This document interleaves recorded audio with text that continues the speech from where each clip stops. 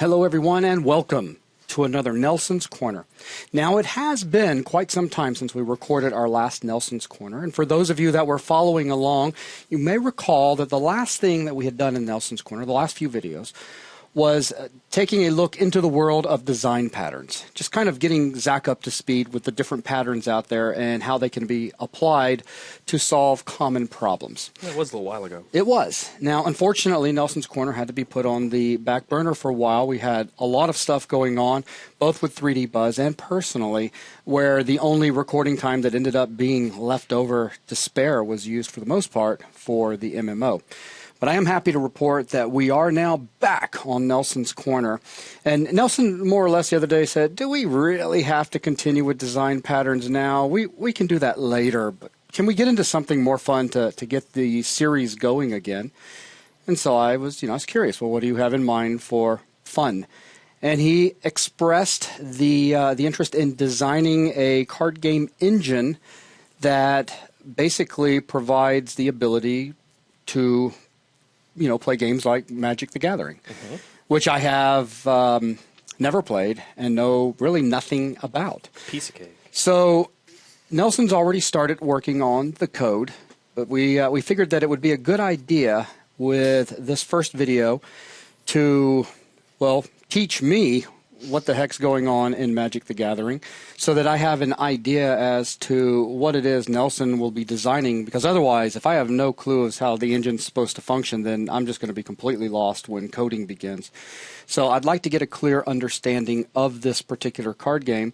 And for those of you out there that are following along with Nelson's Corner and you're not familiar with Magic the Gathering, this should be pretty helpful for you as well. Now, of course, Magic the Gathering is owned by, Zach? Wizards of the Coast. Thank you, sir. Subsidiary of Hasbro, actually. Okay, very cool.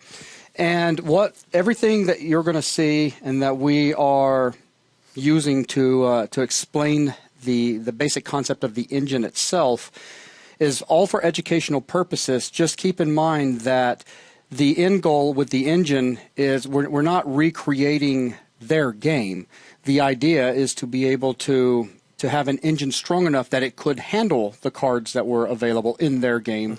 But obviously, we would want to do our own game. But it's like the idea is, if you don't mind. No, go right ahead, please. Coding out something that can handle Magic the Gathering will be kind of like a benchmark for us. We'll handle it that way at first as a way for us to know that we have an engine that can handle an intricate rule set. That is nice and smooth. I mean, if it can do Magic, it can do pretty much anything, because Magic is a fairly in-depth game. Exactly. And we're going to use that as our launch pad. Now, that said, we make no claims of ownership on any of the content of Magic the Gathering. We are not going to be distributing any part of the Magic the Gathering set pieces, any of the information, or any of the code pertaining to recreating the game Magic the Gathering. Everything you see here is strictly for your own edification and training purposes, strictly for education. Exactly. Now, Nelson, is there anything that you would like to add into what we've been talking about before we really launch into the discussion of what it is you're wanting to do? Well, no. I mean, it should be fun. I do want to talk a little bit about what everybody sees on their screen right now. Currently, what you're looking at is an application called the Magic Workstation. You can pick up a free version of it at magicworkstation.com. There is a paid version that has some more features. But basically what this is a very simple application that has all of the primary areas one needs to play Magic the Gathering, but it doesn't implement any rules. It's really up to the players to follow the actual rules of the game. The reason we're using this application is that Magic the Gathering, if you don't know, is a physical card game. It's not a video game. It's not digital in any way. You literally have cards in your hand and scattered out across a table. And while it would be relatively neat for us to set up some cameras and some lights and a table, it would be really expensive to fly Nelson all the way out here just Nelson doesn't fly. He doesn't fly. No. So we'd have to fly all the way out there, which would be cool, but expensive and time-wasting. And we're not doing that until October, so... Right. So what we've done is we've decided to use the Magic Workstation as kind of a proxy, really. It's just a way for us to be able to play the game on your screen So if you're sitting here going, why would we create a Magic the Gathering engine when you've already got the Magic Workstation right here? It's because what the Magic Workstation is going to do is just give us some of the things we need. It gives us the ability to have a deck of cards. It gives us the ability to have a hand where we can kind of hold those cards and see what's in them. It gives us a discard pile. It gives us an exile pile when cards get knocked out of the game. And it gives us a very, very simple framework to determine what part of each turn it is, because there's several different parts of each person's turn. Okay. But, like if I throw a card out on the table that is supposed to do like 5 damage to Nelson, it doesn't automatically do that damage. Nelson has to agree that he has taken the damage, and then he manually decrements his own health. If I cast a spell as one of my cards that kills one of Nelson's creatures, that creature doesn't automatically die. That's not what the Magic Workstation is for. Nelson would have to agree that his card was destroyed in some way, and he would have to manually get it off the table. So now what we are going for, Nelson, the goal is to actually create an engine that would respect and carry out the rules of the cards, yes. Correct? Okay. Right. Essentially, yes. At least, go ahead.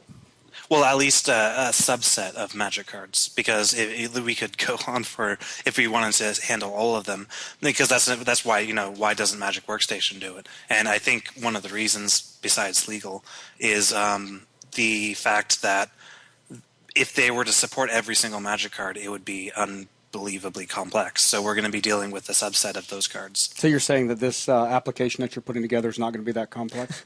Oh, no. I'm just saying it's not going to be impossibly complex. There's a difference. Okay. Well, So, in the end, I think, and of course, I'm not the one coding this, at least not at the moment. If Nelson gets tired, I might just push him aside and take care of it for him. But I think in the end, if we develop a system that is flexible enough, we'll be able to create and implement our own set of rules using the exact same engine if it's designed properly, and thereby we can change up what's actually going on in our, turn it from Magic the Gathering into our game. But that's where our application will take a much further step beyond Magic Workstation. Is that really, again, Magic Workstation is really just a means to an end. You can literally think of this as just a table and some slots that would hold a deck of cards in a hand, and that's about it. I picked my daughter up Limbo today. Let me go ahead and kill Steam out because she's having a good time. There we go. Limbo's an awesome game. Yes, and I don't I've mind heard. throwing that out for anybody who would like to go ahead and spend the $9.99 on Steam. Or, renew your member sponsorship instead. Probably money much better spent.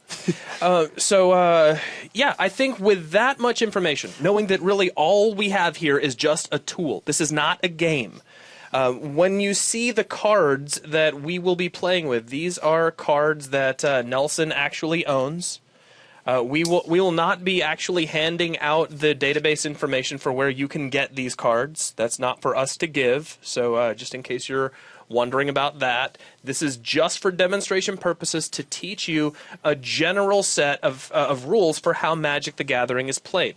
That said, I do want to throw out one more thing, and I know I'm just inundating you guys with all these kind of disclaimers and things, but the in-depth, comprehensive rule set for Magic the Gathering is like 180 some odd page PDF. Whew. We will not be going over all of those rules. Basically, if you look up Magic the Gathering rules and you stumble across that PDF, please understand that's the rule set that some great big kind of hairy dude at a comic book store, he keeps that on hand, so at a tournament, if somebody says, hey, I don't understand which one of us is supposed to win, he can, get all kind of a haughty air of superiority. He can get that out and say, well, actually, as you can see here, the opponent is supposed to have deducted 35 points, so you're both dead, or something like that. What we're going to be showing you are the most basic rules that you need to get through a game of Magic or two. Okay. Well, particularly for the Zendikar block, because rules change per set. I mean, Right. At least new things are added and removed. Yeah. So, and if what Nelson said just scared you, and you're like, I don't understand what he just said, don't worry about it. Basically, Magic the Gathering is a game that has been around since, is it the early 90s? 94, isn't it? 93, 94? I think, I'm thinking 92, 93, because I've got some cards from 94 still I still have them, and Magic had actually been around for a little while at that point. I could have done my homework before the video. Nevertheless, Magic is a really old game that has been in a state of development and flux for all those years. They'll come up with new rules, they'll add new abilities, they'll remove older abilities, they'll take some cards that have actually been published and say you can't use these cards anymore. They're banned, they're illegal, or of course that would only hold up for an official tournament. And yes, there are tournaments for this game. I used to go to them. So did I. I remember when we were doing radio shows. From time to time, you'd miss radio shows because you were at a Magic tournament. Yeah. Okay, so I think that's enough BSing about all of the rules and things that we've got to wade through. I think you guys understand that, one, we don't own Magic. We're not saying we own Magic. Our goal here is not to make a sellable game that replaces Magic. We're just kind of showing you how to build a card game engine. The reason we chose Magic is because it's relatively well known, and it's entirely possible some of you could go out there right now to your local comic book hobby shop, and I suggest that you do if you got a little bit of money to spend, and buy yourself a couple of decks of Magic and start playing the game and get familiar with it, so that you've got a way to understand how card games work, and that'll give you a nice strong basis for what we're going to be accomplishing here in this series. But at the end of the day, the engine that Nelson will be creating is not an engine that is specific for Magic the Gathering. It is going to be a generic engine that will be capable of handling that type of complexity that can be found in Magic the Gathering, but we can use to develop our own card game, our own rules, etc. Exactly. All Okay. right, so where do we want to start? Because all I know is it's a card game. Yep. Well, let's take I vote that we take a really quick walk around what you're looking at with the Magic Workstation. Okay, now Zach is using the mouse, Nelson, and you cannot see what he's pointing to, so just... There's Nelson's there's mouse, Nelson's, too. yeah. We each have our own, so we could have mouse wars, which would be great. But if you could just evacuate your mouse for just a moment and make it run away. Okay, so this is what's going on Nelson's screen. So as I play the game, you will see everything that I'm doing in this upper cell. This is kind of like my half of the card table, and this lower area will be Nelson's half of the card table. On the left side is each of our libraries. Your library is your deck of cards. Just one deck. Just one deck. Okay. That's right. Now, in Magic the Gathering, you must have at least 60 cards in your deck, but you got to understand, this is a trading card game. Generally, you own a bunch of cards, and you'll start putting these cards together. But it's a minimum of 60 cards per deck. That's right, minimum of 60, no maximum. Nelson, do you have something you wanted to add? Well, and then most importantly, is you can only have one or up to four types of, or four of a particular card in that deck. That's right. For most cards, except with a few exceptions. Yeah. So that's just a thing to realize about it. For the most part, you can have up to 4 of any one kind of card. There are exceptions, one being land cards, and you'll see land cards as we get moving forward. They're a critical feature of the game. And I was trying to think if there were any cards that are explicitly unique to your library, but I know there's cards that are unique to have in play. Oh, wait a sec. Rats. There's a rat card. Ravenous rats?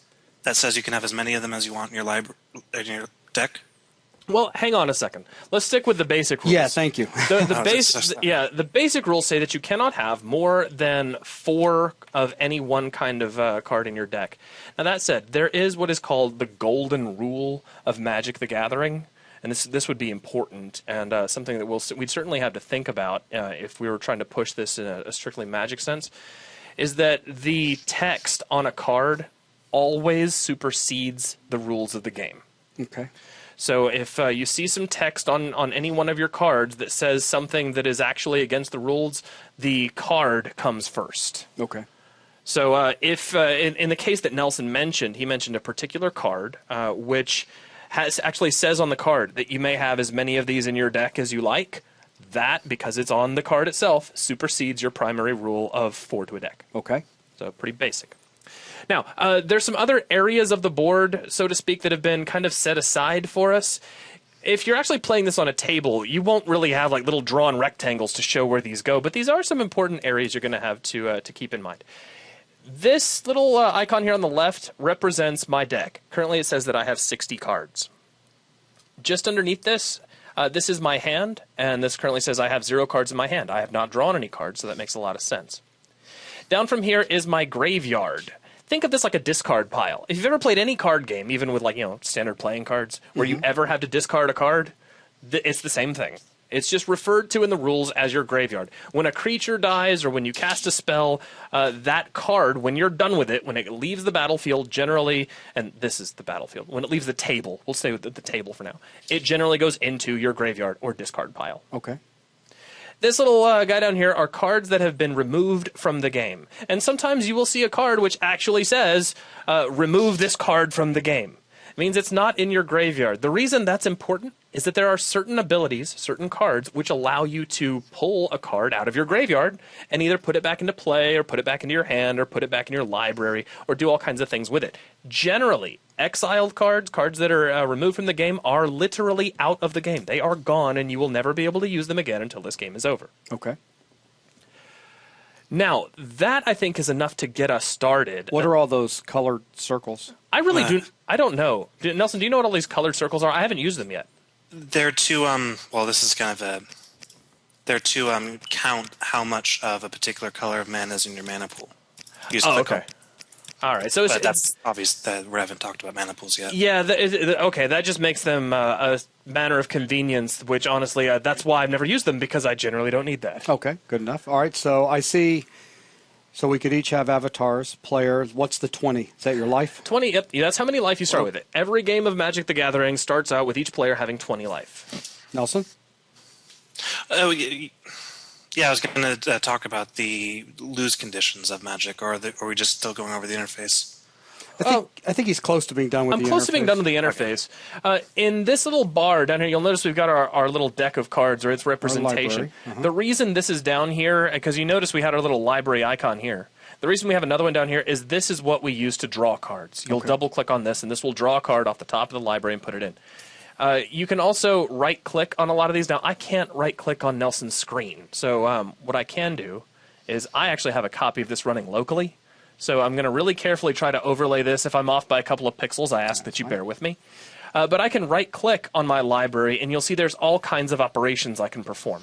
I can draw a card, which is the same as double-clicking, by the way. I can draw a card off the bottom, which, some cards will say, draw a card off the bottom of your library. So this is how you do that. Look at card, reveal a card, meaning you show it to your opponent, hide it, put it back away, put it to the graveyard, put it on the bottom of your library, and so on. So if you have to do anything special to your library, this is where you do it.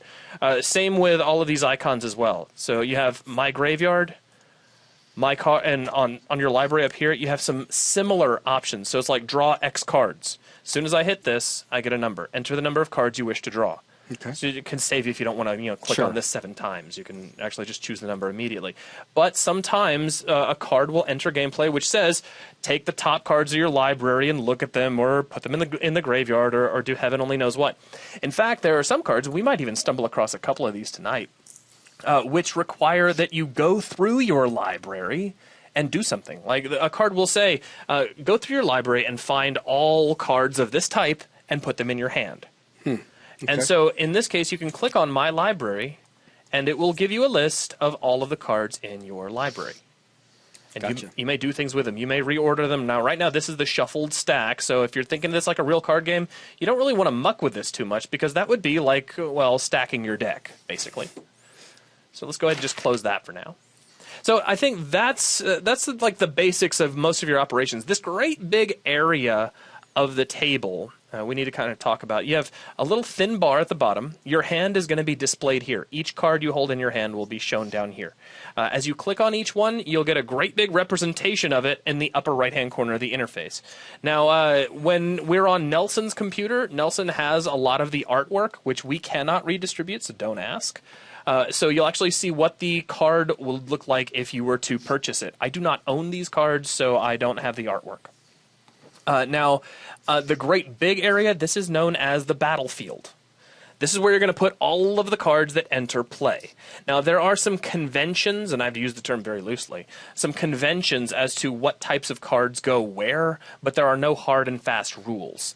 For instance, we're going to be dealing a lot with land cards as we get playing, and generally I keep my land cards close to me. When I bring creature cards into play, I'll put those kind of out here in the open.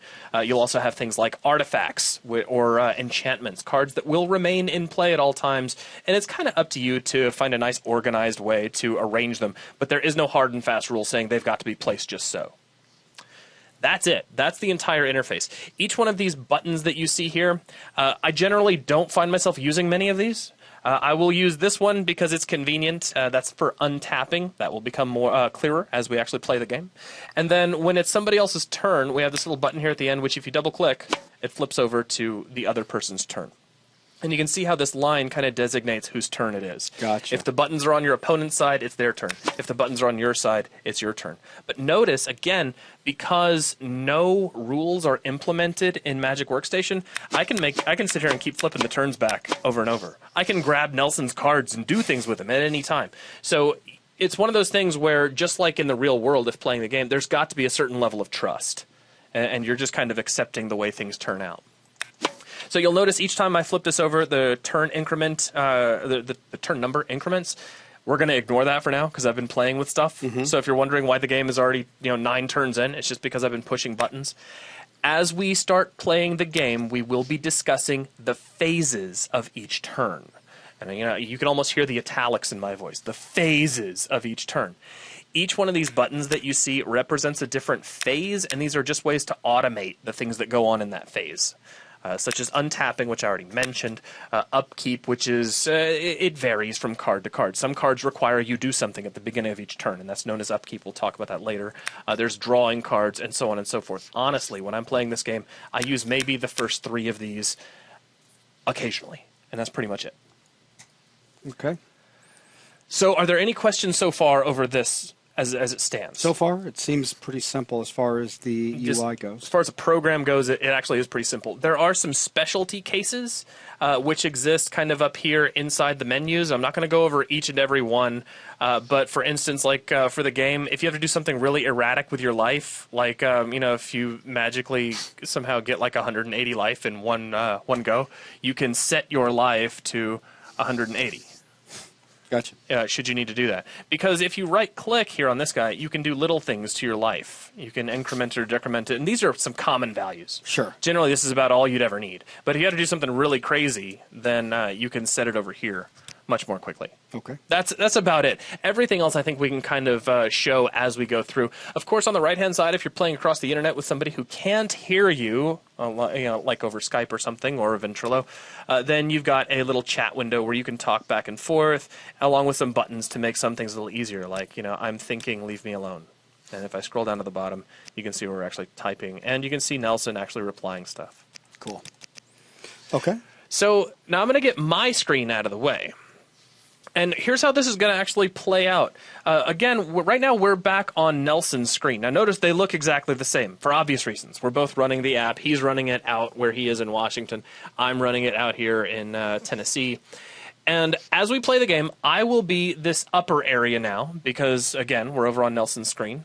I will be showing you all of my cards as we play, and we're going to walk you through each and every phase and all of the different moves we make to get through. Well, let's do this. How about we go ahead, since this video just broke 20 minutes, we go ahead and end this video so that in the next video we can focus specifically on gameplay. And this video is kind of about what it is we're planning on doing, as well as a walkthrough of the interface, a walkthrough of the UI. I think that's great. And if there are folks out there who maybe are already familiar with the Magic Workstation, or maybe you're an old hat at playing Magic the Gathering and you don't want to watch us play a game just to teach it to Jason, by all means, skip the next video. Absolutely, and we can make that clear in the description. Now, Nelson, another question about the engine that you're going to be creating. In the end, are we going to implement networking so that we can play friends over the internet? Oh yeah. I think that networking is obviously going to be a huge focus even early on to make sure that when we add it in the future, inevitably the application won't be very useful if 2 people have to be sitting at the same computer to play the game. Then yeah, we're definitely going to be building that in and thinking about it from the get-go. Fantastic. Awesome. Okay, well, with that, we'll go ahead and bring this video to a close, and we'll be back in the next one where we will start actually discussing gameplay. Well, you guys will. I'll just be asking questions.